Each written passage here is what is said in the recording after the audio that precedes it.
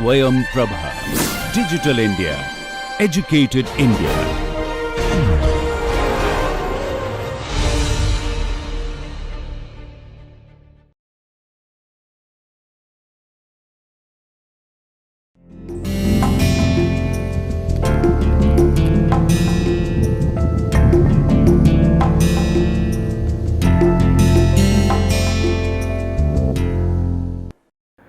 प्रिय शिक्षार्थियों, मैं आपका इस विषय पाश्चात्य दर्शन का इतिहास में स्वागत करता हूं। आज के व्याख्यान में हम अनुभववाद जो दार्शनिक विचारधारा है उसकी चर्चा करेंगे और इसी क्रम में हम जॉन लॉक जो प्रथम अनुभववादी हैं उनके ज्ञान मीमांसा की आलोचनात्मक दार्शनिक विश्लेषण करेंगे। मेरा नाम डॉक्टर निर्भय कुमार मिश्रा है। मैं institute of applied sciences and humanities JLA विश्वविद्यालय मथुरा में असिस्टेंट प्रोफेसर के पद पर कार्यरत हूँ। इससे पहले कि आज हम अनुभववादी दार्शनिक विचारधारा के क्रम में जॉन लॉक का दार्शनिक विश्लेषण करें, उनकी ज्ञान मीमांसा की चर्चा करें, संक्षिप्त रूप से हम बुद्धिवाद का मूल्यांकन करेंगे और ये समझने का प्रयत्न करेंगे कि किस प्रकार इसने अनुभववादी जो दार्शनिक परंपरा है उसकी आधारशिला कैसे रखी है, किस तरह के विचारों का प्रभाव हुआ कि एक क्रांतिक रूप में जो अनुभववादी परंपरा है उसने बुद्धिवादी दार्शनिक परंपरा का खंडन किया।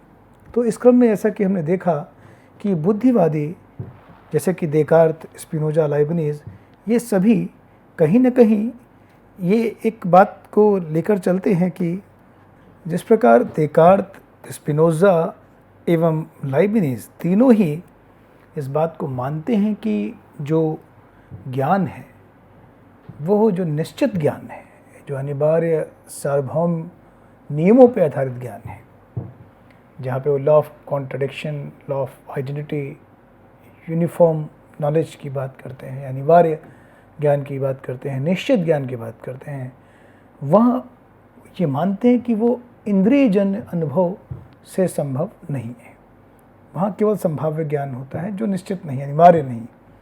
यानी जिस विश्व की व्याख्या को ज्ञान के संदर्भ में जो एपिस्टेमोलॉजिकल एफर्ट है, जो ज्ञान मीमांसीय प्रयास है बुद्धिवादियों का, देकार्त का, स्पिनोजा का, लाइबनीज़ का, वो अपने मत में जियोमेट्रिकल मेथड को लेकर के चलता है। जो गणितीय दार्शनिक विधा है जो देकार्त दर्शन से दिखती है उसको लेकर के चलता है कि यहाँ कुछ स्वयं सिद्ध तथ्य हैं जो ए, बी, सी ये अपने आप में एक डिडक्शन है, डिडक्टिव मेथड की तरफ दिखाते हैं और इनमें जो एक क्रम है वो पूर्व क्रम जो है बी ए में है और सी जो है वो बी में, ऐसे एक जो क्रम के आधारित पे ज्ञान है, यानी जो ज्यामितीय विधि है इसके आधार पर मानते हैं कि कुछ सहज प्रत्यय हैं जो स्वयं सिद्ध हैं, जिनकी सिद्धि के लिए हमें अनुभव की अपेक्षा नहीं है। वो अनुभव के द्वारा सिद्ध नहीं है, वो तार्किक रूप से ज्यामितीय तरीके से सिद्ध हैं, जैसे कि पाइथागोरस ने बताया था। तो इस तरह से ये एक ज्योमेट्रिक तरीके से कहते हैं कि ज्ञान निश्चित रूप से संभव है, लेकिन वो अनुभव के आधार पर उसकी निश्चयात्मकता, उसकी अनिवार्यता, उसकी सार्वभौमता नहीं बनती, बल्कि ये सार्वभौम कुछ स्वयं सिद्ध सत्यों के सहज प्रत्ययों के आधार पर होता है, जिसकी हमें तार्किक ज्ञान होता है या इसका हमें एक निर्विकल्पक अनुभूति हो सकती है, इसका हम साक्षात्कार कर सकते हैं, लेकिन इसको अनुभव के आधार पर नहीं हो सकते। ये इन्होंने अनुभव के तथ्य को नकार दिया, इंद्रियजन्य अनुभव के तथ्य को नकार दिया। ये तीनों ही दार्शनिक इस बात से सहमत हैं कि सहज प्रत्यय हैं, सहज प्रत्ययों के आधार पर हमें ज्ञान की संभावना दिखती है। द्रव्य की अवधारणा में अगर हम द्रव्य की अवधारणा को बुद्धिवाद में देखें तो द्रव्य की अवधारणा भी इसी प्रकार है कि द्रव्य भी अनुभव सापेक्ष नहीं होगा। द्रव्य अपने आप में स्वयं अस्तित्ववान है, सत्तावान है, जिसको अपने अस्तित्व के लिए किसी और पर निर्भर होने की आवश्यकता नहीं। यानी सभी कुछ द्रव्य के आधार पर है। इस परिभाषा के आधार पर देकार्त ने ईश्वर की, जड़ जगत की और चेतन जगत यानी चेतनता की, मन और शरीर, ईश्वर तीनों की सिद्धि की। उन्होंने ईश्वर को भी माना, जगत को भी माना और आत्मा को भी माना, और तीनों को ही द्रव्य के आधार पर माना। हाँ, उन्होंने एक पर द्रव्य और अपर द्रव्य का जो एक भेद है वो बनाया, इस बात को कहने के लिए कि ईश्वर अपने आप में एक एब्सोल्यूट सब्सटेंस है, और ये दोनों जो मन और शरीर या जड़ और चेतन जो हैं ये डिपेंडेंट सब्सटेंस तो हैं, लेकिन they are dependent on God, वो ईश्वर पर निर्भर हैं। परस्पर अगर हम कहें तो वो एक दूसरे की अपेक्षा नहीं रखते। ये बात स्पिनोज़ा को कुछ सही नहीं लगी। तार्किक रूप से उन्होंने इसका सही विश्लेषण नहीं पाया देकार्त दर्शन में, और इसका खंडन किया और कहा द्रव्य जिस आधार पर, ज्यामितीय आधार पर देकार्त ने विश्लेषित किया है तो एकमात्र ईश्वर ही हो सकता है। यहाँ पर उन्होंने जड़ जगत को और चेतन मन को दो समानांतर गुण के रूप में परिभाषित कर दिया, और उन्होंने आगे ये भी बताया कि कोई क्रिया प्रतिक्रिया नहीं है इनमें, बल्कि ये समानांतर श्रेणियाँ हैं। उन्होंने जो देकार्त के दर्शन में जो हमें एक रियलिज़म दिखता है, एक प्लूरलिज्म दिखता है, एक जो विजुअलिटी है वो भी दिखती है, वो हमें स्पिनोज़ा के दर्शन में नहीं दिखता। स्पिनोज़ा ने उसका एक ग्रास कर लिया। ऐसे कहते हैं, हेगेल ने कहा कि स्पिनोज़ा का दर्शन एक शेर की गुफा की तरह है, जिसमें जाते हुए जानवरों के पैर के निशान दिखते हैं लेकिन वापस कोई निशान नहीं दिखता।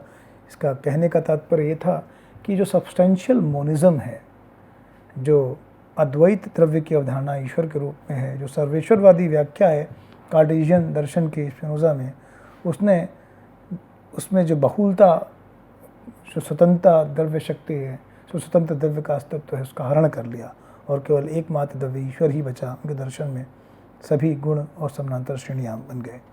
यहाँ पे हम देखते हैं सब्सटेंशियल मोनिज़म दिखता है। और इस तरह से फिर बाद में लाइबनीज़ के दर्शन में जो प्रतिफलन हुआ इन सारे विचारों का, तो उन्होंने इस बात का कहा कि जो द्रव्य है वो पर अपर के आधार पर या एकमात्र ईश्वर के आधार पर द्रव्य हो ही नहीं सकता।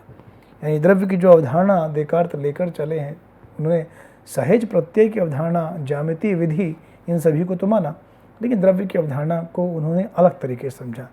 उन्होंने कहा द्रव्य का तात्पर्य सत्तावान होना नहीं है, द्रव्य का संबंध स्वतंत्र सत्ता से नहीं, बल्कि स्वतंत्र शक्ति, यानी इसमें एक स्वतंत्र शक्ति हो, वही द्रव्य हो सकता है। यानी द्रव्य की सत्ता जो है, सत्ता किस पे निर्भर करती है? शक्ति पर निर्भर करती है। तो शक्ति और ऊर्जा अपने आप में द्रव्य में महत्वपूर्ण तथ्य बन के आया इनकी व्याख्या में। और उन्होंने कहा कि पावर इज बीइंग, यानी जो शक्तिमान है वही द्रव्य है, जो क्रियावान है वही द्रव्य है। सत्ता, स्वतंत्र सत्तावान होना द्रव्य का जो परिभाषा नहीं, बल्कि स्वतंत्र शक्तिवान होना द्रव्य की परिभाषा है। और लाइबनीज़ ने इस प्रकार से जो स्वतंत्र शक्तिवान द्रव्य हैं, उनमें स्पिनोज़ा के द्वैतवाद का भी खंडन किया, और देकार्त के जो स्पिनोज़ा के अद्वैतवाद का खंडन किया और देकार्त के द्वैतवाद का भी एक अलग तरीके से खंडन किया। उन्होंने कहा कि यहाँ पर एक बहुलवाद है, उन्होंने व्यक्ति विशिष्टवाद का भी समर्थन किया। चिदड़ुओं से सृष्टि में सभी द्रव्य हैं और सभी में शक्ति है, सभी स्वतंत्र हैं, सभी स्वतंत्र रूप से शक्तिवान हैं, लेकिन कहीं ना कहीं इस सृष्टि को बांधने के लिए, जैसे कि हमने पिछले व्याख्यान में भी चर्चा की, जो ये यंत्रवाद बन रहा था, इसको डिवाइन मैकेनिज्म लाने के लिए उन्होंने एक दैवीय पूर्वस्थापित सामंजस्य व्यवस्था की शरण भी ली।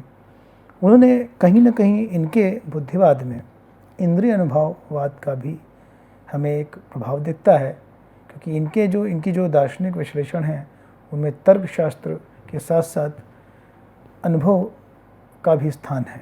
सहज प्रत्ययों के ज्ञान के साथ साथ ये अनुभवात्मक ज्ञान को भी महत्व देते हैं।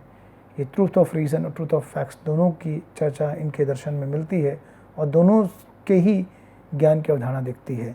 तो इस प्रकार हम देखते हैं कि डेकार्ट, स्पिनोजा, लाइबनिज तीनों बुद्धिवादियों में सहज प्रत्यय की अवधारणा, द्रव्य की अवधारणा, ईश्वर, जगत की सृष्टि, द्रव्य की सृष्टि, जड़ पदार्थ, चेतन पदार्थ, इन सब की अवधारणाओं का हमने एक विश्लेषण किया। इनके जो अगर दार्शनिक विधा में जाएं तो हम देखते हैं कि इनकी दार्शनिक विधा में जो महत्वपूर्ण तथ्य है वो ये है कि ये सभी मानते हैं कि जो निश्चित सार्वभौम ज्ञान की संभावना है वो सहज प्रत्ययों के आधार पर ही संभव है, अन्यथा जो अनुभविक ज्ञान है वो केवल संभाव्य ही है, वो हमें निश्चित ज्ञान नहीं सकता, वो सत्य भी हो सकता है, असत्य भी हो सकता है। इस तरह से निश्चित ज्ञान की जो प्राप्ति है, जो बुद्धिवादी मानते हैं वो सहज प्रत्ययों के आधार पर है, जो बुद्धि में, आत्मा में निहित हैं, वो जन्मजात हैं। इनेट आइडियाज़ का जो एक कॉन्सेप्ट है बुद्धिवाद में, वो हमें दिखता है, जिसका आगे अनुभववादियों ने खंडन किया है।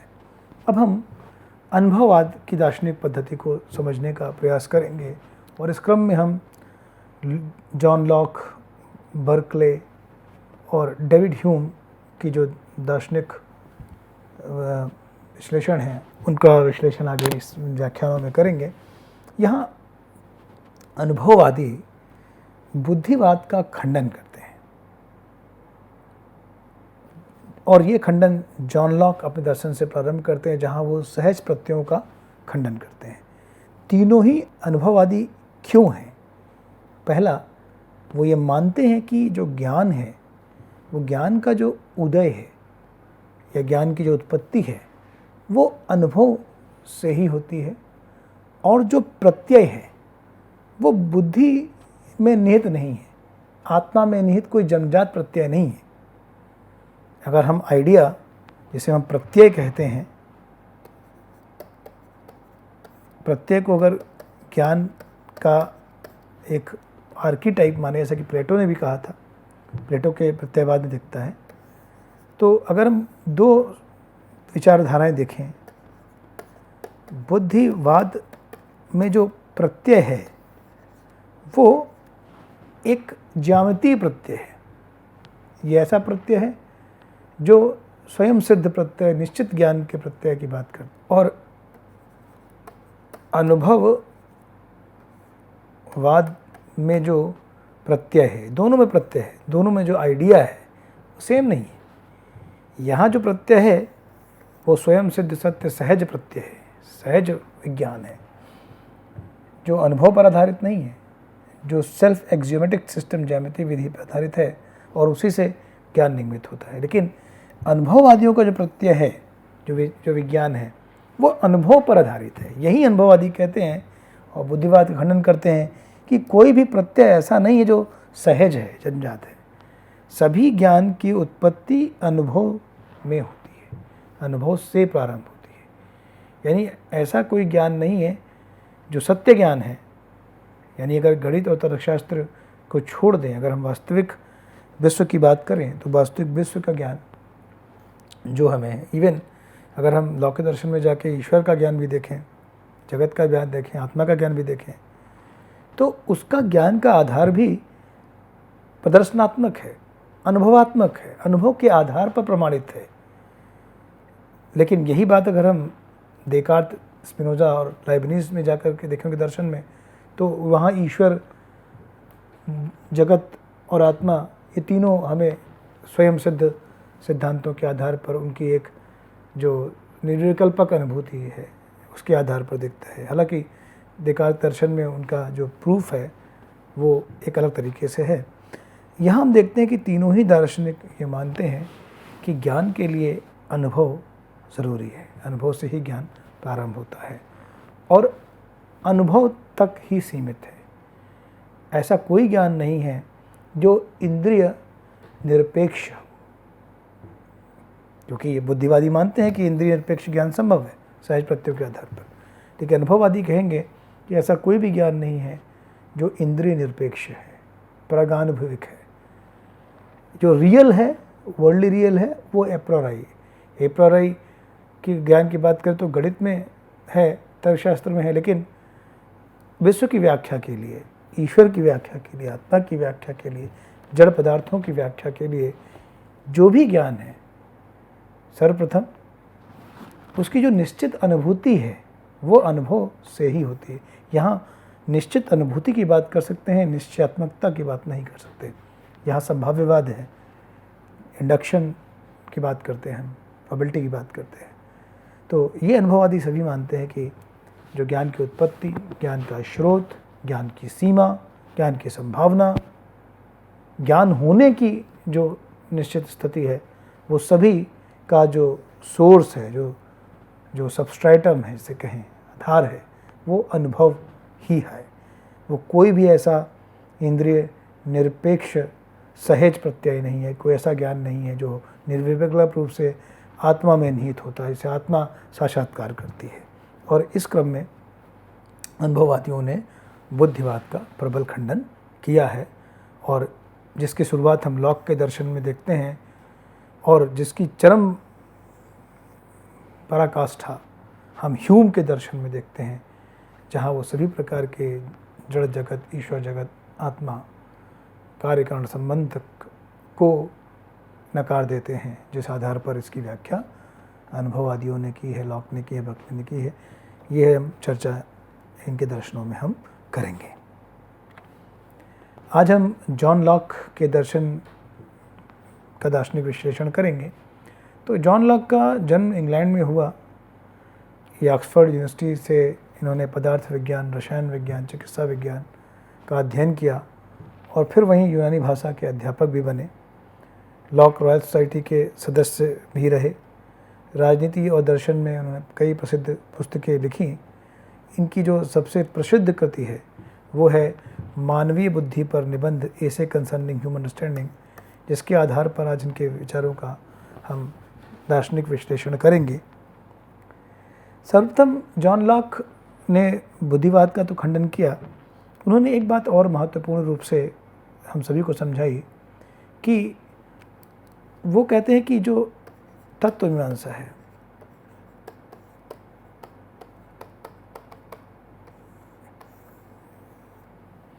तत्व मीमांसा के आधार पर ही हम देखते हैं कि तीन महत्वपूर्ण द्रव्य, सबसे ऊपर ईश्वर, आत्मा, जगत, इनकी सिद्धि हमें बुद्धिवाद दर्शनों में दिखती है। लेकिन यहाँ पर लॉक का कहना है कि हमें तत्व मीमांसा से तत्व को जानने के पूर्व ज्ञान मीमांसा को महत्व देना चाहिए। यानी ज्ञान मीमांसीय जो दार्शनिक विश्लेषण है वो अपने आप में सबसे महत्वपूर्ण है इनके दर्शन में, और इसीलिए इनकी ज्ञान मीमांसा एक आलोचनात्मक ज्ञान मीमांसा है।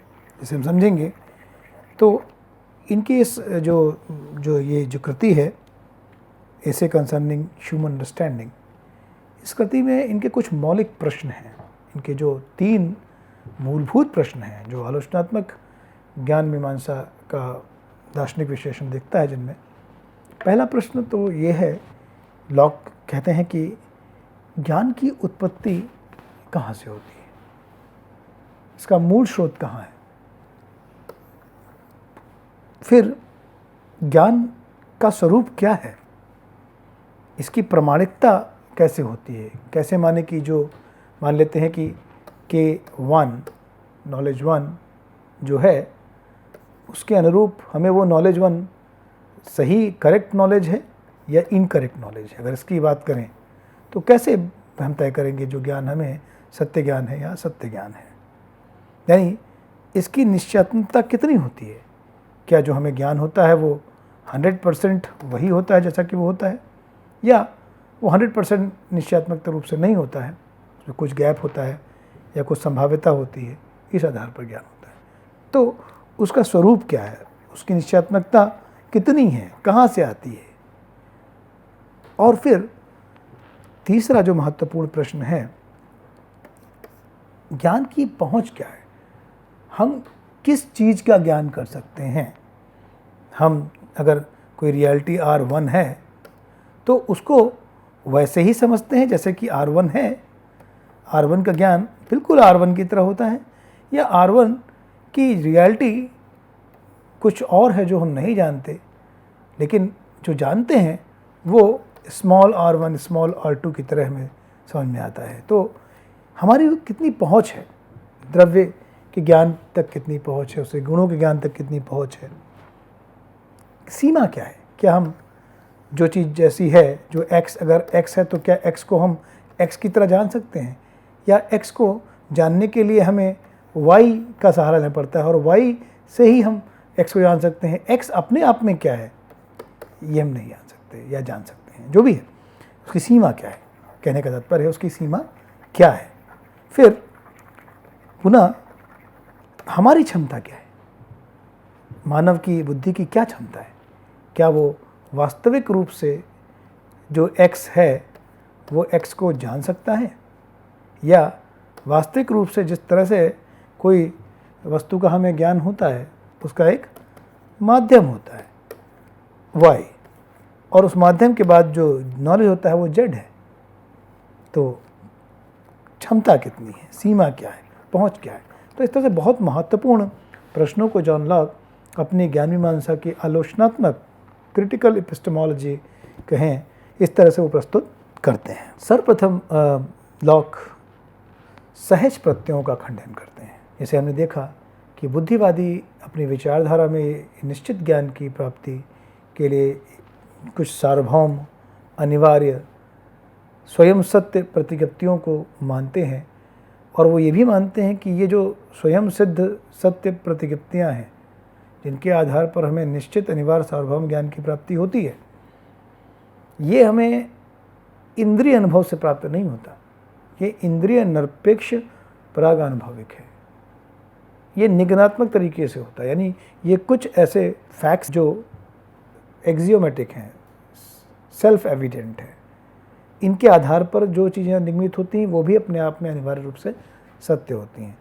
जैसे कहें triangle is three sided figure, जो ए प्रायोरी नॉलेज है, जो तार्किक आधार पर, गणितीय आधार पर, ज्यामितीय आधार पर जो हमें ज्ञान होता है। तो ये कहते हैं कि सहज सार्वभौम इंद्रिय अनुभव निरपेक्ष ज्ञान की जो निश्चित ज्ञान की संभावना है, इसको लॉक नकारते हैं। इस सहज प्रत्यय का लॉक खंडन करते हैं।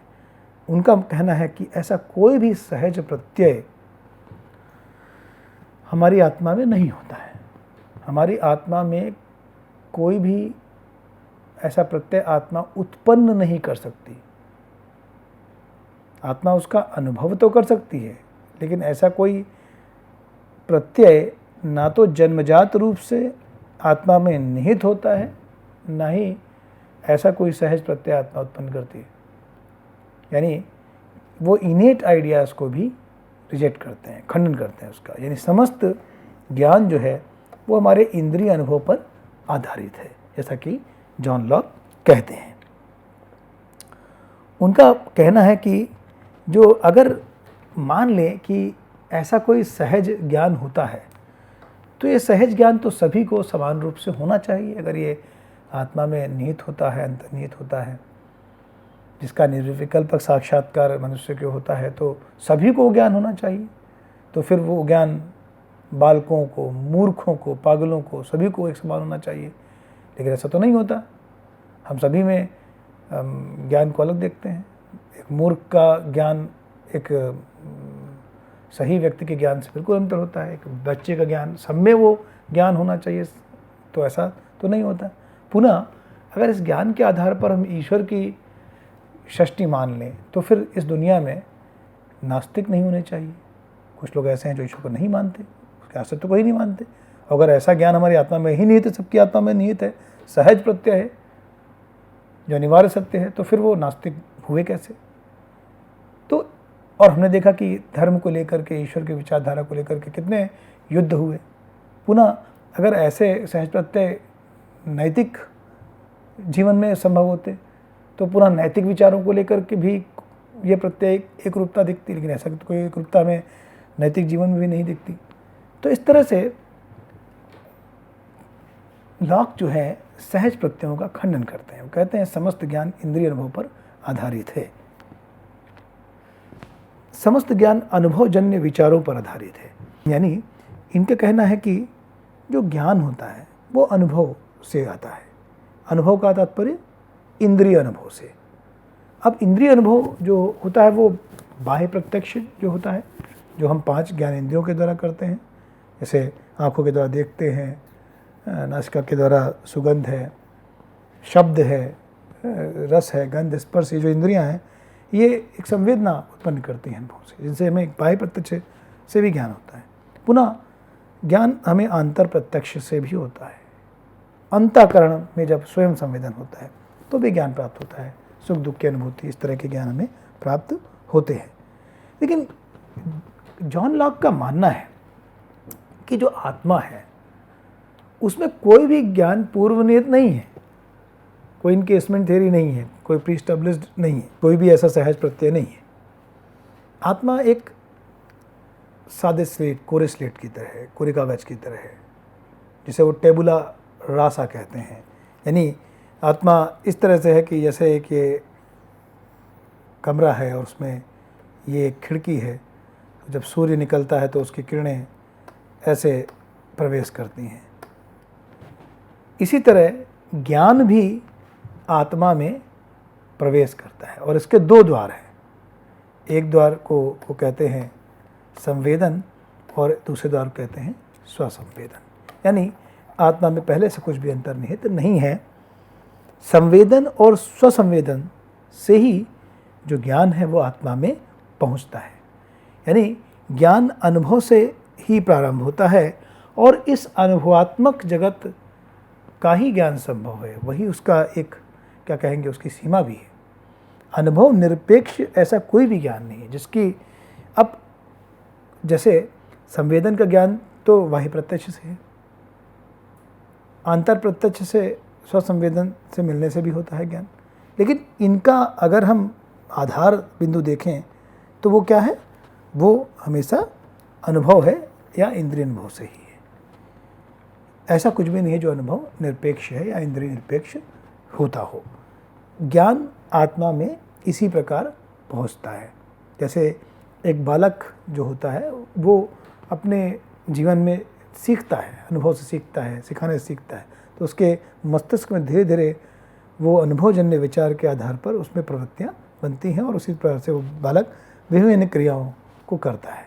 उसके बालक में दिमाग पहले से कोई ऐसा सहज प्रत्यय नहीं होता, इसके आधार पर वो जीवन में अपनी क्रियाओं को करता हो। आगे लॉक का कहना है कि जो ज्ञान है वो प्रत्यय या विज्ञानों से बनता है। यहाँ पुनः हमें ये समझना है, जो ये प्रत्यय विज्ञान है ये अमूर्त प्रत्यय नहीं, या ये वो सहज प्रत्यय नहीं। ये प्रत्यय विज्ञान का मतलब है जो हमारा अनुभव और इंद्रिय अनुभव है वो प्रत्यय। तो विज्ञान जो है हमारे, जो अनुभवात्मक प्रत्यय हैं वो 2 प्रकार के हैं, सरल और मिश्रित। यानी हमें ज्ञान सरल प्रत्ययों के माध्यम से भी होता है और मिश्रित प्रत्ययों के माध्यम से होता है। पुनः जो सरल प्रत्यय हैं वो संवेदन के द्वारा होते हैं, जो संवेदनाएं हमें होती हैं, जैसे रस, रूप, गंध, स्पर्श, ये सबकी जो संवेदनाएं हैं, जो संवेदना हमें किसी पदार्थ की होती है। पुनः सरल जो विज्ञान हैं वो संवेदन से भी निर्मित होते हैं और स्वसंवेदन से भी निर्मित होते हैं। सरल विज्ञानों को आत्मा निष्क्रिय रूप से ग्रहण करती है। आत्मा इसको निष्क्रिय रूप से एक डायरेक्ट जो अनुभव उसका है उसके रूप में वो ग्रहण करती है। लेकिन मिश्रित विज्ञानों के संदर्भ में, मिश्रित विज्ञान क्या है? मिश्रित विज्ञान जो सरल विज्ञानों के योग और मिश्रण से बनते हैं, उन्हें हम कहेंगे मिश्रित विज्ञान। अब मिश्रित विज्ञान में क्या है? आत्मा का अपना एक भूमिका है, आत्मा उसमें सक्रिय मिश्रण करती है। लेकिन हमें ये समझना है कहीं भी आत्मा किसी भी विज्ञान को उत्पन्न नहीं कर सकती, वो केवल उसको ग्रहण करती है, उसका प्रत्यक्ष करती है, उसका मिश्रण कर सकती है, उसकी तुलना कर सकती है, उसको बना के रख सकती है, उसमें एक डिफरेंस कर सकती है और उसको समझ सकती है। लेकिन कहीं भी वो उसकी उत्पत्ति नहीं कर सकती या कहीं भी ऐसा कुछ भी आत्मा में पूर्व सहज निहित नहीं होता है। अब सरल विज्ञान क्या है? सरल विज्ञान हमारे अनुभव या हमारे ज्ञान के फंडामेंटल प्रत्यय हैं, विज्ञान है। हाँ, अब सरल विज्ञान 4 प्रकार के होते हैं, उनको समझें। यानी ऐसा सरल विज्ञान जो एक इंद्रिय संवेदन द्वारा प्राप्त होता है, जैसे रस, रूप, शब्द, स्पर्श, गंध, ये सरल विज्ञान है। एक इंद्रियों के माध्यम से प्राप्त हुआ, वो हम कहेंगे एक सरल विज्ञान। जैसे हम किसी को चीज़ को देख रहे हैं, हाँ, जैसे इस पेन को हम देख रहे हैं, या इसके जो स्पर्श का ज्ञान हो रहा है, या ध्वनि का जो ज्ञान है, या जो गंध का ज्ञान है, ये सभी ज्ञान जो एक इंद्रिय के माध्यम से होता है, एक इंद्रिय के माध्यम से, उसको हम क्या कहेंगे? एक इंद्रिय संवेदन द्वारा सरल विज्ञान हुआ। कुछ ज्ञान ऐसे हैं जिनमें एक से अधिक इंद्रियों का इस्तेमाल होता है। जैसे किसी के आकार को समझना है तो आकार में 3 डायमेंशन समझनी पड़ेंगी। विस्तार को समझना है तो दोनों विस्तार में दोनों पॉइंट्स को समझना पड़ेगा। हाँ, गति को समझना है तो यहाँ पे क्या होगा? एक से अधिक इंद्रियों का प्रयोग होगा, तभी हम उस ज्ञान को समझ पाएंगे। पुनः चौथे प्रकार के जो सरल विज्ञान हैं वो अंतःकरण के स्वसंवेदन द्वारा बनते हैं। जैसे हम स्मृति, किसी चीज़ को याद करते हैं जो अनुभव में हुई, या किसी चीज़ के होने x है या x नहीं है ये संदेह करते हैं, या x है, या जो उसमें विश्वास दिखाते हैं कि नहीं वो चीज़ जो है वो वही है, विश्वास है, या जो संकल्प है हमारा किसी जो करने का जीवन में, ये सभी क्या है? हमारे अंतःकरण के स्वसंवेदन द्वारा निर्मित सरल विज्ञान है। चौथे प्रकार के अगर सरल विज्ञानों की बात करें तो वो है इंद्रियों के संवेदन व अंतःकरण के स्वसंवेदन द्वारा। तो पहले तो इंद्रियों का संवेदन होता है, जैसे मान लीजिए कोई घटना जीवन में घटी जिसने बहुत आपको खुश किया, आपने कोई अचीवमेंट किया, कोई सक्सेस, वो पार्टी जो आपने सेलिब्रेट की, फिर उससे जो सुख की अनुभूति हुई अंदर, जो आपने अच्छा फील किया अंदर सुख, या कोई ऐसा कोई बुरी घटना घटी उसको अनुभव करके आपने दुख की जो देखी, या शक्ति का एहसास हुआ, या एक यूनिटी फील किया आपने, या एक क्रम देखते हैं आप विश्व में चीज़ों के होने का, तो ये सभी हमारे जिसमें संवेदन और अंतःकरण के स्वसंवेदन दोनों ही काम करते हैं। तो इसमें हमारे आत्मा भी काम करती है सक्रिय रूप से इनके निर्माण में। तो इसमें आत्मा सक्रिय मिश्रण करती है, तभी हमें सुख, दुख, शक्ति, एकता, क्रम, इन सब चीज़ों का एहसास होता है। इसमें मेमोरी, जो हमारा जो स्मृति है या जो प्रत्यक्ष है, जो उसका ग्रहण करना है, वो सभी जो हमारी क्षमता है वो काम करती हैं। अब मिश्रित विज्ञान क्या है? सरल विज्ञानों की तो चर्चा हमने कर ली, अब मिश्रित विज्ञान क्या है? अब मिश्रित विज्ञान जो है वो सरल विज्ञानों के मिश्रण से बनते हैं। आत्मा सक्रिय रूप से मिश्रण करती है। यहाँ पे 6 अवस्थाएं होती हैं, लोग कहते हैं। पहली अवस्था जिसमें आत्मा निष्क्रिय संवेदन या स्वसंवेदन द्वारा विज्ञानों का ग्रहण करती है, जैसे निष्क्रिय रूप से है वो ग्रहण कर रही है किसी चीज़ का, रस, रूप, गंध का, या स्वसंवेदन द्वारा किसी स्मृति का। तो पहले तो वो परसेप्शन करती है, उसका प्रत्यक्ष करती है, वो निष्क्रिय रूप से उसका प्रत्यक्ष करती है। फिर दूसरी अवस्था में वो विज्ञानों का धारण करती है, रिटेंशन करती है, क्योंकि स्मृति लोभ से वो अनुभव से जो ज्ञान बनता है वो चला जाएगा, तो उसको रिटेन करना ज़रूरी है। तो आत्मा यहाँ उस विज्ञानों का धारण करती है। फिर डिसर्नमेंट, पार्थक्य बोध, कि कोई चीज़, बिल्ली जो है, कैट जो है वो डॉग नहीं है, है ना, या एक्स जो है वो वाई नहीं है, वाई जो है जेड नहीं है, इस तरह का जो पार्थक्य बोध है, डिसर्नमेंट है, इस पूरी दुनिया में जो चीज़ें एक दूसरे से भिन्नता है, उसका एक ज्ञान की अवस्था। इन सभी में क्या कर रही है आत्मा? सक्रिय रूप से मिश्रण करती है। इसकी 6 अवस्थाएं हैं। जैसे कि हमें देखा कि स्वसंवेदनों में भी जब ग्रहण करती है तो आत्मा सक्रिय हो जाती है, सुख दुख की संवेदना में, उन विज्ञानों को धारण करने में, फिर उसके पार्थक्य में, उसके डिफरेंसेस को मेंटेन करने में। फिर जब परस्पर संतुलन करते हैं या कंपैरिजन करते हैं कि x जो है y से अच्छा है, y z से अच्छा है ना, या वो व्यक्ति इससे अच्छा है, तो वो भी अनुभव के आधार पर एक संतुलन में, विचारों में दिखता है। तो एक संतुलन जो कंपैरिजन है उसमें भी आत्मा सक्रिय रूप से अपनी भूमिका निभाती है। फिर वो विज्ञानों के मिश्रण करती है। जैसे कुछ विज्ञानों के आधार पर, जैसे आकार के विज्ञान में वो जो वॉल्यूम है उसमें जो 3 डायमेंशंस हैं, या सौंदर्य के विज्ञान में जो रूप है, जो उसकी सुंदरता है, जो उसका अनुभव है, तो कई मिश्रण करती है वो विज्ञानों की। तो पहली अवस्था में ग्रहण है, परसेप्शन है, दूसरी में धारणा है, रिटेंशन है, तीसरी अवस्था डिसर्नमेंट की है, पार्थक्य बोध की है, चतुर्थ अवस्था कंपैरिजन की है, संतुलन की है, जो पांचवी अवस्था है वो कंपोजिशन की है, मिश्रण की है। छठी अवस्था जो है इसे वो सामान्यीकरण, नामकरण या एब्स्ट्रैक्शन नेमिंग कहते हैं। ये बड़ी महत्वपूर्ण अवस्था है। लॉक कहते हैं कि जो सामान्यीकरण एवं नामकरण वो है जो आत्मा की क्रिया है, और ये केवल मनुष्यों में पाई जाती है। यहाँ पे मनुष्य, पशु और में भेद लॉक करते हैं। लॉक कहते हैं कि पशुओं में अनुभव तो है, इंद्रिय अनुभव है, बाह्य अनुभव भी होता है, अंतर प्रत्यक्ष भी होता है, सुख दुख का अनुभव भी हो सकता है, लेकिन जो सामान्यीकरण है, जो एक रूपता है, जो सार्वभौमता है उस अनुभव में, या जो नामकरण है, एब्स्ट्रैक्शन नेमिंग है, ये पशुओं में नहीं होती। और ये मानव अनुभव या मानव आत्मा का विशिष्ट लक्षण है। इसी प्रकार जो मानव है वो पशुओं से, अन्य वस्तुओं से भिन्न है। लॉक का ऐसा मानना है।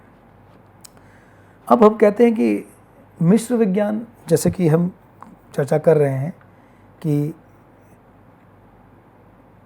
मिश्रित विज्ञान सर्व विज्ञानों के मिश्रण से बनते हैं। अब मिश्र विज्ञान के भी लॉक 3 प्रकार मानते हैं।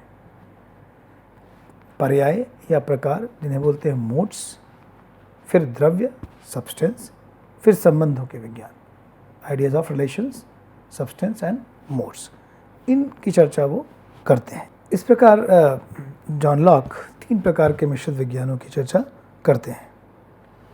अब पर्याय क्या है, पर्याय या मोड क्या है? वो एक मिश्र विज्ञान है। पर्याय मिश्र विज्ञान है। अब पर्याय जो मिश्र विज्ञान है वो सरल विज्ञानों से बनता है। जैसे कि हमने देखा कि जो मिश्र विज्ञान है वो सरल विज्ञानों से बनते हैं। अब अगर वो सरल विज्ञानों से बनते हैं तो जाहिर सी बात है उनकी स्वतंत्र सत्ता नहीं होती।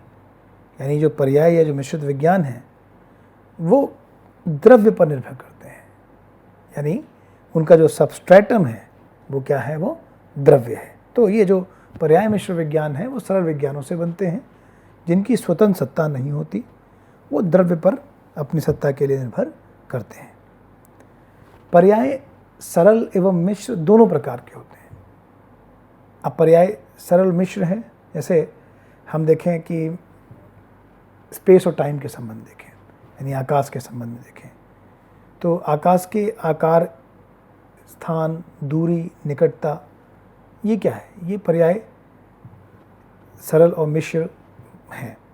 यानी अगर हम देखें कि समय के पर्याय के देखें तो वो घंटा, मिनट, मास, वर्ष, ये जितने भी समय के पर्याय हैं, वैसे ही स्पेस में आकाश के पर्याय देखें तो स्थान, दूरी, निकटता, ये सारे हमें आकाश के पर्याय दिखते हैं। अब मिश्रित पर्याय क्या है? मिश्रित पर्याय वो होगा जो कई सरल विज्ञानों के मिश्रण से बनेगा। जैसे सौंदर्य का पर्याय है। अब सौंदर्य के पर्याय में केवल एक पर्याय सरल नहीं होगा। सौंदर्य में अनुभूति है, उसमें हम देख भी सकते हैं, सुनने का भी आभास है।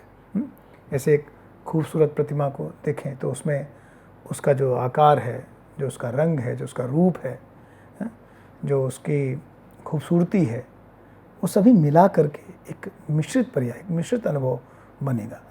जैसे एक खूबसूरत हम सीनरी का अनुभव करें तो उसमें पहाड़, झरना या प्रकृति के दृश्य, इन सभी को हम मिश्रित रूप से उनका अनुभव करते हैं। तो सौंदर्य का जो पर्याय है वो एक मिश्रित पर्याय होगा। अब द्रव्य के विज्ञान, पर्यायों के विज्ञान की चर्चा कर ली हमने। द्रव्य के विज्ञान भी मिश्र विज्ञान है जो सरल विज्ञानों से बनते हैं। द्रव्य के विज्ञान स्वतंत्र वस्तुओं का प्रतिनिधित्व करते हैं। अब संबंध के विज्ञानों की बात करते हैं। संबंध के विज्ञान भी मिश्र विज्ञान है। सरल विज्ञानों के आधार पर आत्मा स्वयं कल्पना करती है। अब संबंध के विज्ञान जो आइडियाज ऑफ रिलेशंस हैं वो मिश्रित हैं, लेकिन वो इंडिपेंडेंट एग्जिस्ट नहीं करते। जैसे हमने देखा कि पर्याय भी इंडिपेंडेंट एग्जिस्ट नहीं करता, उसकी भी सत्ता जो किस पर निर्भर करती है, द्रव्य पर निर्भर करती है ना। द्रव्य के विज्ञान मिश्र जरूर है, लेकिन द्रव्य के विज्ञान द्रव्य पर निर्भर करते हैं। संबंध के विज्ञान की बात हम करेंगे अगर, तो संबंध का विज्ञान जो है वो आइडियाज ऑफ रिलेशंस है। तो वो सरल विज्ञानों के आधार पर आत्मा उनकी स्वयं कल्पना करती है, लेकिन वो बाहर किसी वस्तु का प्रतिनिधित्व नहीं करते हैं। अगर हम सुख की बात करें, जो हमारा या किसी के संबंध के आधार पर हम कोई अनुभव की व्याख्या करें, तो वो जो उसकी जो वास्तविक सत्ता है वो बाहर नहीं है, वो आत्मा उसमें सक्रिय रूप से उसका मिश्रण करती है। तो कारण कार्य संबंध का जो विज्ञान है वस्तु जगत में, वो एक संबंध का मिश्रित विज्ञान है। जैसे बादलों से बारिश होना, बारिश के बाद नदी में जल का बाढ़ आना, अब ये एक कारण है और ये कार्य है। अब बादल और नदी का कोई वास्तविक संबंध नहीं है जो इनमें हो, लेकिन इनमें एक संबंध है, एक कार्य कारण संबंध है।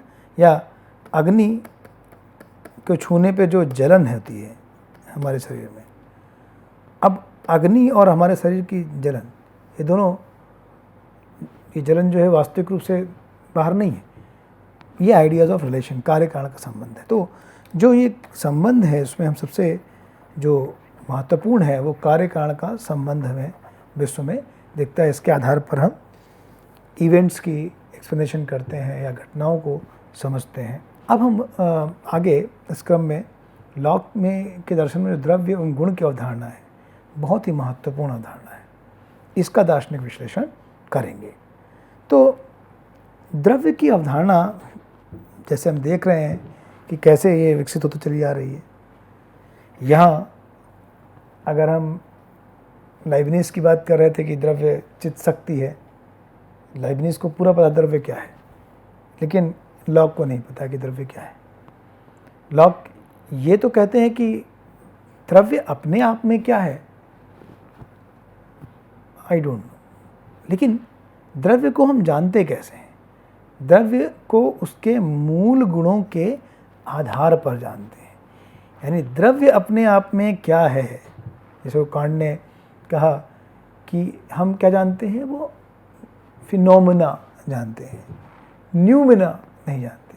अपने आप में वो जिस प्रकार से हमें उसका अनुभव होता है हम उस रूप में जानते हैं, वो अपने आप रूप में क्या है ये हम नहीं जानते। तो द्रव्य क्या है, मूल गुणों का आधार है, वस्तुतः अज्ञेय है, अननोएबल है। लॉक में द्रव्य अपने बड़े विशिष्ट रूप में इसकी स्थिति है, क्योंकि लॉक कहते हैं कि अगर गुणों का हमें अनुभव होता है तो गुणों के आधार के रूप में, सबस्ट्रैटम के रूप में सब्सटेंस होना चाहिए, ठीक है, लेकिन वो क्या है इसके बारे में लॉक कहते हैं कि वस्तुतः वो अज्ञेय है, क्योंकि द्रव्य से साक्षात होता ही नहीं। किससे होता है?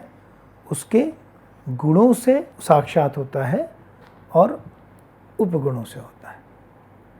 यानी द्रव्य का ज्ञान जो है वो प्रत्यक्ष नहीं हो सकता। भले कि हमें ये पेन है, अगर इसका हम अनुभव कर रहे हैं तो इसका जो गुण है, जैसे काला रंग है इसमें, तो ये तो पता है हमें, लेकिन ये अपने आप में क्या है ये नहीं पता है, क्योंकि इसका हम अनुमान करते हैं कि अगर कोई गुण है तो उसका आधार एक सबस्ट्रेटम भी होगा। यानी यहाँ पर लॉक जो है वो वाय प्रत्यक्षवादी नहीं है, वो रिप्रेजेंटेनिस्ट हैं, वो वाय अनुमेयवादी हैं द्रव्य के संदर्भ में, क्योंकि द्रव्य का अनुमान होता है। फिर भी उनका मानना है कि द्रव्य क्या है, जो सर्वत्र एक सा रहता है, द सेम एवरीवेयर। लेकिन आई नो नॉट वॉट, मैं नहीं जानता द्रव्य क्या है। तो द्रव्य की जो दार्शनिक विश्लेषण है इनके दर्शन में, वो बहुत ही अनूठी है, यूनिक है।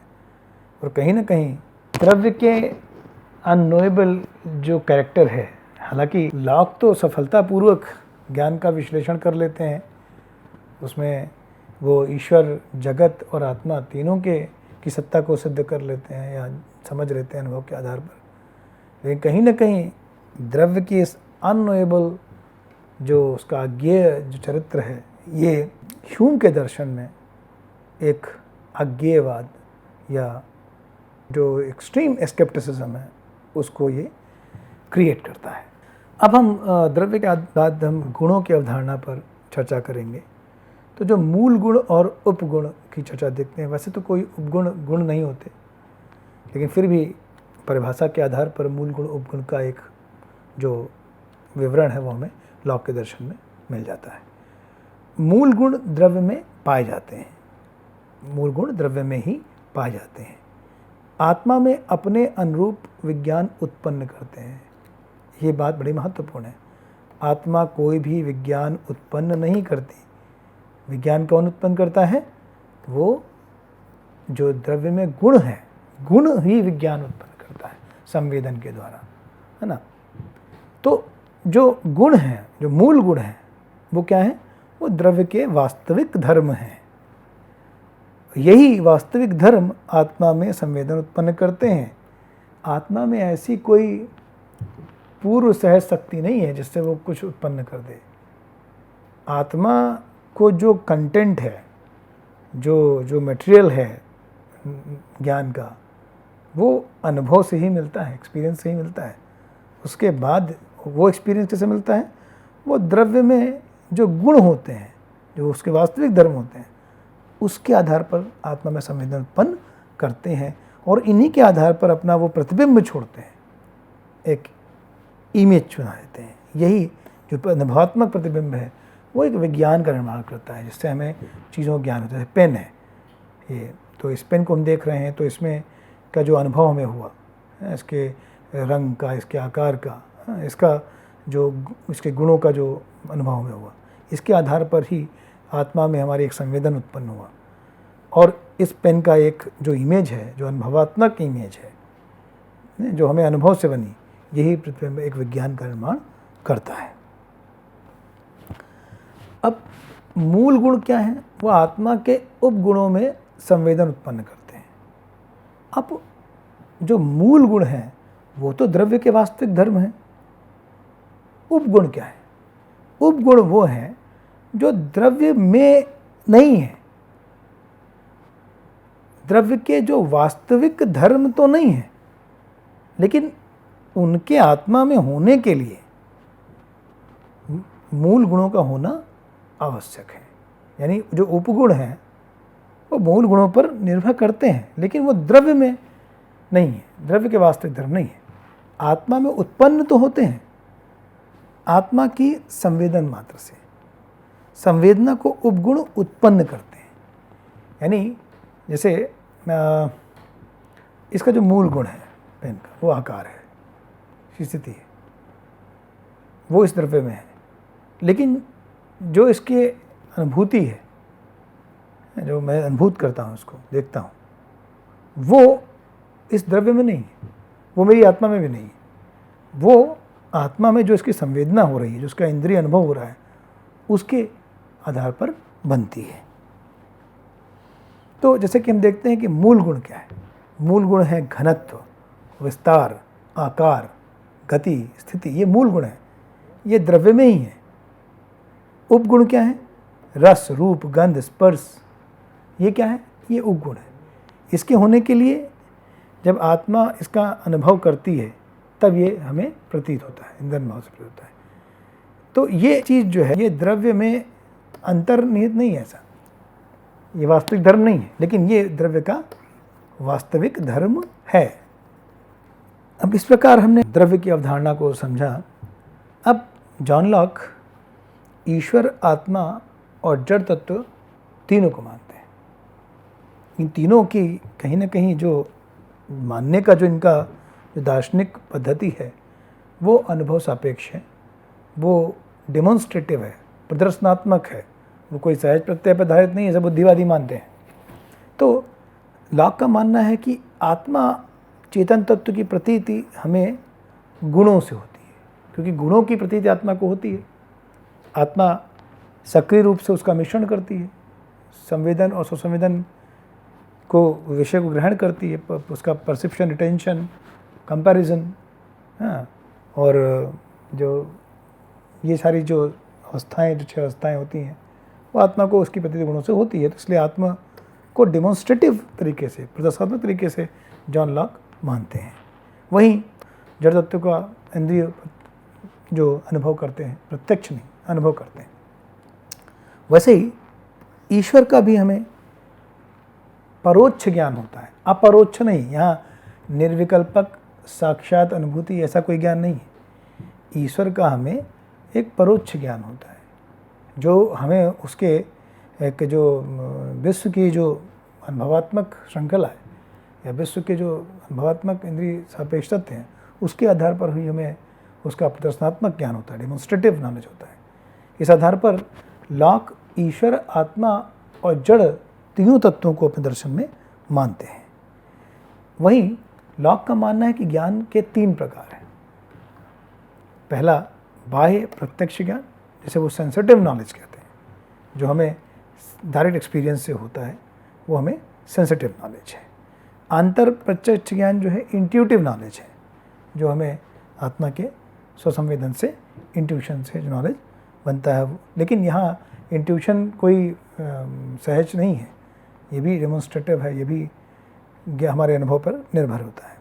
और तीसरा ज्ञान जो है वो डेमोन्स्ट्रेटिव नॉलेज मानते हैं, परोक्ष ज्ञान मानते हैं, जो हमें प्रदर्शनात्मक विधि से होता है। तो लॉक कहते हैं कि ज्ञान के 3 प्रकार हैं: बाह्य प्रत्यक्ष ज्ञान, सेंसिटिव नॉलेज; आंतर प्रत्यक्ष ज्ञान, इंट्यूटिव नॉलेज; और परोक्ष ज्ञान, डेमोन्स्ट्रेटिव नॉलेज।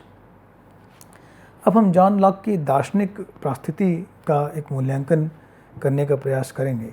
तो सर्वप्रथम जॉन लॉक इंद्रिय अनुभववादी हैं, क्योंकि ये मानते हैं कि ज्ञान की जो उत्पत्ति है, स्थिति, सीमा, निर्धारण, ये सभी कुछ इंद्रिय अनुभव पर निर्भर करता है।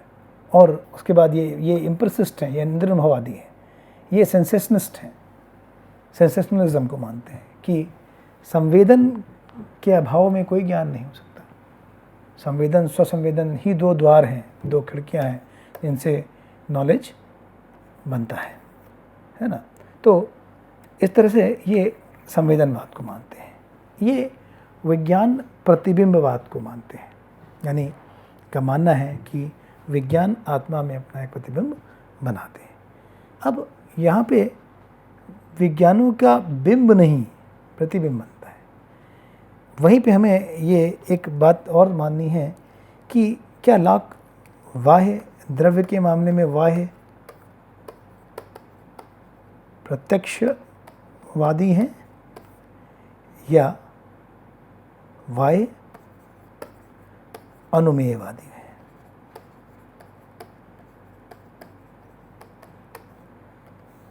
तो प्रत्यक्ष हमें किसका होता है? द्रव्य का नहीं होता। उन्होंने कहा किसका होता है? गुणों का होता है। प्रत्यक्ष हमेशा गुणों का होता है, इंद्रिय प्रत्यक्ष।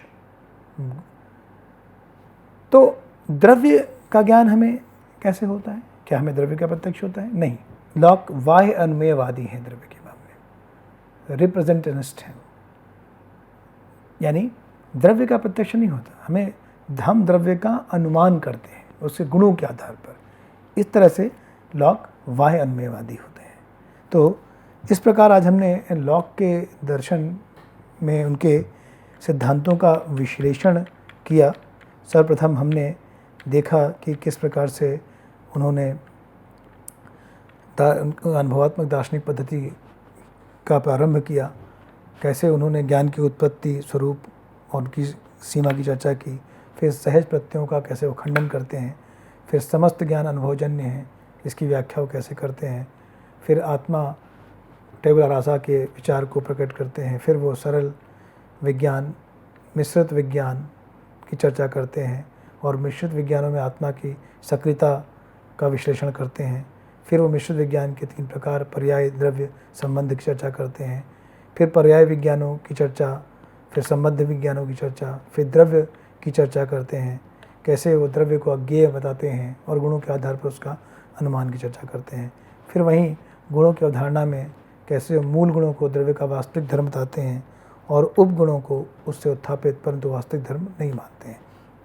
इस प्रकार हमने लॉक के दर्शन में फिर कैसे वो ईश्वर, आत्मा और जड़ तत्व की सिद्धि करते हैं और किस प्रकार से ज्ञान के 3 प्रकार, बाह्य, प्रत्यक्ष, अंतर प्रत्यक्ष, परोक्ष ज्ञान की चर्चा करते हैं और किस प्रकार से जॉन लॉक अपनी दार्शनिक स्थिति का विश्लेषण करते हैं, जहाँ वो इंद्रियनुभववादी, संवेदनवादी, विज्ञान प्रतिबिंबवादी, बाह्य अनुमेयवादी दार्शनिक परिस्थिति का निर्माण करते हैं।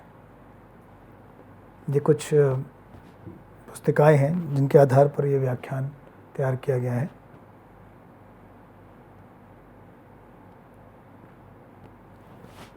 धन्यवाद।